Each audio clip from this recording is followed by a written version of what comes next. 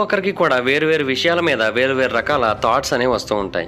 అయితే కొంతమందికి అమరత్వం గురించిన కొన్ని థాట్స్ అనేవి వస్తూ ఉంటాయి. అంటే వాళ్ళు చావుని జయించాలనుకుంటారు, లేదా చావుని మోసం చేయాలనుకుంటారు. జీవితాంతం యుక్త వయసులో ఎలా ఉన్నారో అలాగే ఉండాలనుకుంటూ ఉంటారు. సో దీనికోసం కొంతమంది కొన్ని రకాల వింత వింత ఆలోచనలతో ముందుకు వచ్చారు. అలా ఈ ప్రపంచవ్యాప్తంగా అమరత్వం కోసం చాలామంది ట్రై చేసిన కొన్ని వింత ఆలోచనల గురించి, వాళ్ళ గురించి మనం ఇప్పుడు ఈ వీడియోలో తెలుసుకుందాం. డయానే డి పోయిటర్స్. యాక్చువల్గా ఈ డయానే డి పోయిటర్స్ అనే ఒక మహిళ ఫ్రెంచ్ కింగ్ అయిన హెన్రీ II యొక్క మహారాణి. ఈమె చాలా అందంగా ఉండేది. ఈమె యాక్చువల్గా 7 ఏళ్ల వయసులో ఉన్నప్పుడు హెన్రీ II యొక్క కంటపడింది. ఆ టైంకి హెన్రీ II యొక్క వయసు 26 సంవత్సరాలు. బట్ అయినప్పటికీ కూడా అతను ఈ అమ్మాయి మీద చాలా మోజుపడ్డాడు. వాళ్ళిద్దరి మధ్య ఏజ్ డిఫరెన్స్ అనేది చాలా ఎక్కువగా ఉంది. కానీ 16వ శతాబ్దంలో ఏజ్ గురించి ఎవరు పట్టించుకునేవారు కాదు. సో అందుకని హెన్రీ వెంటనే డయానాని తన యొక్క ప్రియురాలుగా అందరికీ ప్రకటించాడు. ఎవరైనా అంత చిన్న అమ్మాయిని ఎందుకు నువ్వు ప్రేమిస్తున్నావు అని అడిగితే ప్రేమకి వయసుతో సంబంధం లేదని గొప్ప గొప్ప కవిత్వాలు కూడా చెప్పేవాడంట ఆయన. అయితే డయానాని తన యొక్క మహారాణిగా ప్రకటించిన తర్వాత ఆ రాజు మళ్ళీ క్యాథరిన్ అనే మరొక మహిళను కూడా పెళ్లి చేసుకున్నాడంట. కానీ ఆమె యొక్క మాటలు ఎప్పుడు వినేవాడు కాదు. ఎప్పుడు కూడా ఈవిడ మాటలే వినేవాడు. అండ్ రాజ్యం మొత్తం కూడా ఆమె యొక్క ఆధీనంలోనే ఉండేది. అండ్ రాజును కూడా ఆమె పూర్తిగా కంట్రోల్ చేసేదంట. కోటలో కావచ్చు, కోట బయట కావచ్చు, ఏం జరగాలన్నా సరే ఆమె యొక్క అనుమతి అనేది ఖచ్చితంగా ఉండి తీరాలంట. చరిత్రకారుల యొక్క మాటల ప్రకారం ఒక మహిళ ఒక రాజును ఆ స్థాయిలో కంట్రోల్ చేయడం అనేది చరిత్రలో మొట్టమొదటిసారిగా అప్పుడు మాత్రమే జరిగిందంట. ప్రజలందరూ కూడా ఆమె పట్ల చాలా రెస్పెక్ట్ఫుల్గా ఉండేవాళ్ళు. ఆమె యొక్క పవర్ని కూడా రెస్పెక్ట్ ఇచ్చేవాళ్ళు. డయానాకి 50 ఏళ్ళు వచ్చాయి. అయితే అప్పటికి కూడా ఆమె యుక్త వయసులో ఎంత అందంగా ఉందో అంతే అందంగా ఉందంట. ఎంతోమంది చిత్రకారులు ఆమె యొక్క పెయింటింగ్స్ని గీశారు.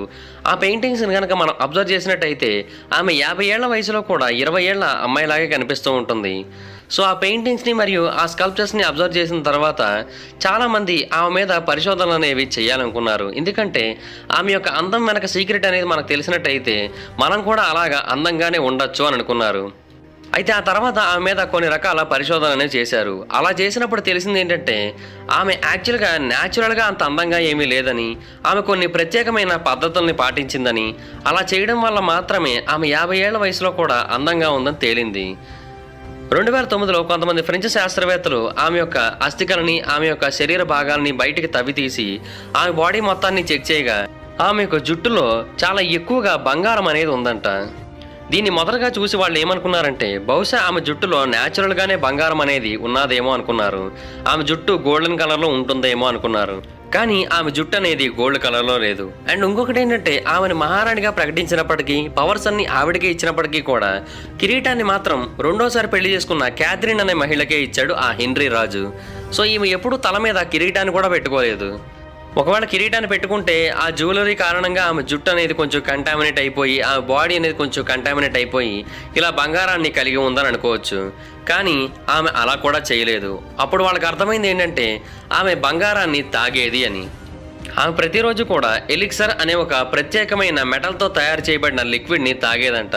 ఈ లిక్విడ్ కారణంగానే ఆమె యవ్వనంగా, అందంగా అలా మెయింటైన్ అవుతూ వచ్చిందంట. అయితే అందంగా కనిపించాలి, యవ్వనంగా కనిపించాలి అనే ఆమె యొక్క కోరిక కారణంగానే ఆమె తొందరగా చనిపోయింది. ఎందుకంటే ఆ లిక్విడ్ కారణంగానే ఆమె చనిపోయింది. ఆమె యొక్క బాడీలో మనకి మెర్క్యూరీ ట్రేసెస్ కూడా కనిపించాయి. ఈ ఎలిక్సర్ అనే కాంపోనెంట్లో మెర్క్యూరీ కూడా మిక్స్ అవుతూ ఉంటుంది. సో ఆ మెర్క్యూరీ అనేది ఆమె బాడీలోకి వెళ్ళడం వల్ల ఆమె చనిపోవడం జరిగింది. సో అందాన్ని అయితే మెయింటైన్ చేసుకోగలిగింది, కానీ ఆరోగ్యాన్ని మాత్రం మెయింటైన్ చేసుకోలేకపోయింది. అలెగ్జాండర్ బోగ్డనోవ్. యాక్చువల్గా ఈ వ్యక్తి ఒక అద్భుతమైన సైంటిస్ట్, ఒక రెవల్యూషనరీ రైటర్, ఒక అద్భుతమైన థింకర్. ఇతను రష్యా దేశానికి చెందిన వ్యక్తి. ఇతనికి చాలా రకాల టాలెంట్స్ అనేవి ఉన్నాయి. ఇతను మెడికల్ కాలేజ్ నుంచి డిగ్రీని కూడా పొందాడు. అండ్ 1926 నుంచి 1928 వరకు institute for haematology and blood transfusion సంస్థలో పనిచేశాడు. ఈ బ్లడ్ ట్రాన్స్ఫ్యూజన్ అనే థియరీతోనే అతను అమరత్వాన్ని సాధించవచ్చు అనే ఒక కాన్సెప్ట్ని అందరి ముందుకి తీసుకొచ్చాడు. అతని యొక్క నమ్మకం ఏంటి అంటే ఈ బ్లడ్ ట్రాన్స్ఫ్యూషన్ అనేది చేయడం వల్ల మన వయసు ఎంత పెరిగినప్పటికీ కూడా మళ్ళీ యువ రక్తం అనేది మన బాడీలోకి వచ్చాక మనం మళ్ళీ యంగర్గా మారుతామని నమ్మేవాడు. దీనికోసం అతను ఒక పుస్తకాన్ని కూడా రాశాడు. ఆ పుస్తకంలో అదే థియరీ ఉంటుంది. మనుషులు ముసలి వాళ్ళు అయిపోయిన తర్వాత యుక్త వయసులో ఉన్న కొంతమంది దగ్గర నుంచి రక్తాన్ని తీసుకొని వాళ్ళ బాడీలో యంగ్గా ఉన్న టిష్యూస్ని కూడా తీసుకొని ముసలి వాళ్ళకి ఎక్కించినట్టయితే వాళ్ళలో ఉన్న ఏజింగ్నెస్ అనేది ఆగిపోతుంది, ఇంకా వీలైతే వెనక్కి వస్తుంది అని నమ్మాడు. ఈ థియరీని చాలా మంది హయ్యర్ అఫీషియల్ సపోర్ట్ చేశారు, ఎందుకంటే వాళ్ళు కూడా యుక్త వయసులోకి రావాలనుకుంటున్నారు కదా, అందుకోసమని. సో అతని ఇన్స్టిట్యూట్లో అతనికి కావాల్సిన డబ్బు మొత్తాన్ని ఇచ్చి దానికి సంబంధించిన ఎక్స్పెరిమెంట్స్ అన్నీ కూడా చేయనిచ్చారు. ఇది సక్సెస్ అవుతుందని అతను కూడా నమ్మాడు. సో కొంతమంది మనుషులను తీసుకొని వాళ్ళ మీద ప్రయోగాలని చేయడం మొదలుపెట్టాడు. కానీ ఒక 2-3 సార్లు ప్రయోగాలు చేసిన తర్వాత మాకెందుకు రిస్క్ అని అనుకున్నారో ఏమో, వాళ్ళెవరూ కూడా ప్రయోగాలకు ఒప్పుకోలేదు. బట్ అలెగ్జాండర్ మాత్రం తన థియరీ మీద చాలా గట్టి నమ్మకంతో ఉన్నాడు కదా, అందుకోసం అతను తన మీదే ప్రయోగాలు చేసుకోవాలనుకున్నాడు. అండ్ ఈవెన్ చేశాడు కూడా. అలాగా ఒకసారి కాదు, 2 సార్లు కాదు, వరుసగా 10 సార్లు రక్తాన్ని ఎక్కించుకున్నాడు.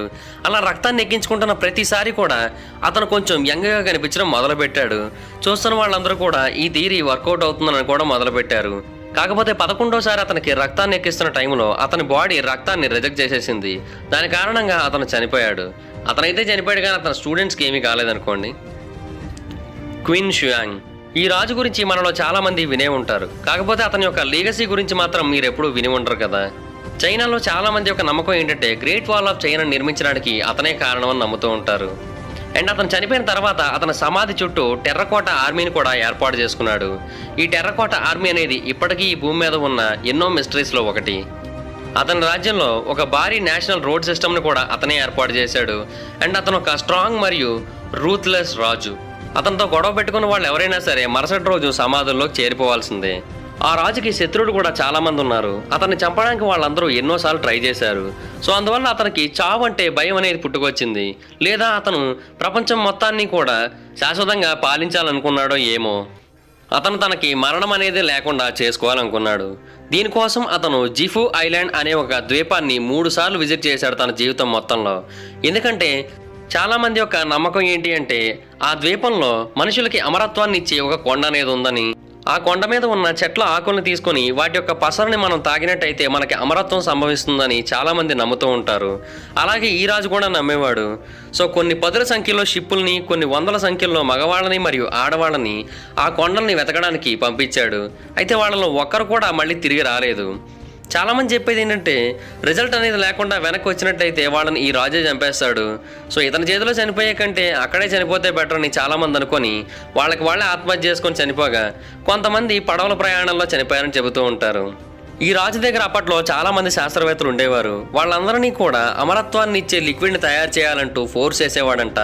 అండ్ అంతేకాకుండా పురాతన కాలం నాటి ఎన్నో పుస్తకాలు తను చనిపోయే ముందు ఎవరికి దొరకకుండా కాల్చేశాడంట. ఎందుకంటే అందులో చాలా రకాల ఇన్ఫర్మేషన్స్ అనేవి ఉన్నాయని, ఆ ఇన్ఫర్మేషన్స్ కనుక భవిష్యత్తు వాళ్ళకి తెలిసినట్టయితే వాళ్ళందరూ అమరత్వాన్ని సాధిస్తారని, సో వాళ్ళకెవరికి కూడా అదృష్టం అనేది దక్కకూడదని ఆ పుస్తకాలను కాల్చేశాడని చెబుతారు. సో అలాగా తన యొక్క కోరికనే తీరక ముందే క్రీస్తుపూర్వం 210వ సంవత్సరంలో ఆయన చనిపోయాడు. అప్పటికి అతని వయసు కేవలం 49 సంవత్సరాలు మాత్రమే. డాషి డోర్జో ఇటిగ్లో, యాక్చువల్గా ఈ వ్యక్తి 1852వ సంవత్సరంలో జన్మించాడు. ఇతను తన యొక్క రిలీజియస్ ఎడ్యుకేషన్ని 16 ఏళ్ల వయసు నుంచి మొదలుపెట్టాడు. అప్పుడు 1911వ సంవత్సరం నడుస్తూ ఉంది. అయితే ఆ తర్వాత 12వ పాండే డోకోమో లామాగా ఈస్టర్న్ సైబీరియాలోని బుద్ధిస్టుల గ్రూప్కి అపాయింట్ అయ్యాడు. ఆ తర్వాత 1927 వరకు కూడా అతను అదే పొజిషన్లో ఉన్నాడు. ఆ తర్వాత ఒకరోజు అతను తన బృందంలో వాళ్ళందరినీ కూడా పిలిచి, నేనిప్పుడు పద్మాసనం వేసుకొని ఇక్కడ కూర్చుంటాను, నేను ఇలాగే కూర్చుని ఉంటాను, మళ్ళీ 75 ఏళ్ల తర్వాత నన్ను చూడడానికి రండి, అప్పటి వరకు కూడా నన్ను ఈ సమాధిలోంచి ఎవరూ కూడా బయటికి తీయద్దు, నా కోసం మీరంతా కూడా ఒక ప్రత్యేకమైన మరణ ప్రేయర్ని చేయండి అని కోరాడంట. చాలామంది ఆ ప్రేయర్ని చేయడానికి ఇష్టపడలేదు. ఎందుకంటే అతను వాళ్ళందరికీ టీచర్గా ఉంటున్నాడు. టీచర్కి ఎవరైనా సరే మరణ ప్రేయర్ని చేస్తారా? చేయరు కదా. కానీ ఒక అమ్మాయి చేసేదేమీ లేక ఆ ప్రేయర్ని మొదలుపెట్టిన తర్వాత మిగతా వాళ్ళందరూ కూడా మెల్లిమెల్లిగా ఆ ప్రేయర్ని చేశారు. ఆ తర్వాత ఆ సమాధి మొత్తాన్ని కూడా పూర్తిగా క్లోజ్ చేసేశాడు. అతను పూర్తిగా మెడిటేషన్లోకి వెళ్ళిపోయాడు. అయితే చాలామంది చెప్పేది ఏంటంటే అతను నిర్వాణ అనే ఒక స్టేట్ని సాధించాడని, ఆ స్థితి గురించి అందరికీ తెలియజేయడం కోసమే 75 ఏళ్ల తర్వాత తన దగ్గరకు రమ్మని చెప్పాడని అంటారు. అయితే 75 ఏళ్ల తర్వాత అతని బాడీని బయటికి తీస్తే అతని బాడీ అనేది అసలు ఎలాంటి డీకంపోజిషన్కి గురవ్వలేదు. అండ్ అతని ఒంటి నుంచి అసలు ఎలాంటి స్మెల్ రావట్లేదు. అతని బాడీలో ఉన్న కణాలు ఏవి కూడా పూర్తిగా చనిపోలేదు. అండ్ ఈవెన్ అతని యొక్క బాడీ వెయిట్ కూడా తగ్గలేదు. అతను అప్పుడు ఎలా ఉన్నాడో ఇప్పుడు కూడా అలాగే ఉన్నాడు. కాకపోతే మనిషి మాత్రం చనిపోయాడంతే. దీనికి చాలా రకాల ఎక్స్ప్లెనేషన్స్ అనేవి వచ్చాయి. బట్ అందులో ఏది నిజమన్నా తెలియాలంటే అతని బాడీ మీద పూర్తి స్థాయిలో స్టడీస్ అనేవి చేయాలి. కానీ 2005లో అతని బాడీ మీద స్టడీస్ చేయడం అనేది ఆపేశారు. ఎందుకంటే స్టడీస్ చేసే వాళ్ళే ఆ బాడీని ఇంకొంచెం చెడగొడుతున్నారంట. సో అందుకనే వాళ్ళందరికీ దూరంగా ఆ బాడీని మరొక చోట సేఫ్గా దాచారు. ఇలాగే 2015లో మంగోలియాలో ఒక మమ్మిఫైడ్ మాంక్ అనేది కనిపించిందంట. అతను కూడా ఇలాగే బ్రతికుండంగానే మెడిటేషన్ చేస్తూ ఆ పొజిషన్లోకి వెళ్ళిపోయి అలాగే చనిపోయాడంట. కాకపోతే అతని యొక్క ఐడెంటిటీ అనేది మాత్రం పూర్తిగా ఎవరికీ దొరకలేదు. కానీ ఇప్పటికీ కూడా మొదటి మాంక్ యొక్క బాడీ లోపల ఉన్న సెల్స్ అనేవి ఎలా పాడవకుండా ఉన్నాయి, ఎలా చనిపోకుండా ఉన్నాయి అనేది మాత్రం ఒక మిస్టరీగా మిగిలిపోయింది. సో చూసారు కదా, ఇది అమరత్వాన్ని సాధించడానికి ట్రై చేసిన కొంతమంది యొక్క స్టోరీస్. వీళ్ళలో ఎవరిది మీకు బాగా నచ్చిందో కింద కామెంట్ చేయండి. వీడియో కనుక మీకు నచ్చినట్టయితే లైక్ చేయండి, వీడియోని షేర్ చేయండి, మా ఛానల్ని సబ్స్క్రైబ్ చేసుకోండి, పక్కనే ఉన్న బెల్ ఐకాన్ క్లిక్ చేయండి. వీడియోని షేర్ చేయడం మాత్రం మర్చిపోద్దు, ఎందుకంటే షేర్ చేస్తేనే వీడియో గురించి మా ఛానల్ గురించి అందరికీ తెలుస్తుంది. ఒకవేళ మీరు నన్ను డైరెక్ట్గా ఫాలో అవ్వాలనుకున్నట్టయితే నా ఇన్స్టాగ్రామ్ ఐడి జబర్దస్త్ మహీధర్, మీరు అక్కడికి వచ్చి నన్ను ఫాలో అవ్వచ్చు. Thank you guys, bye.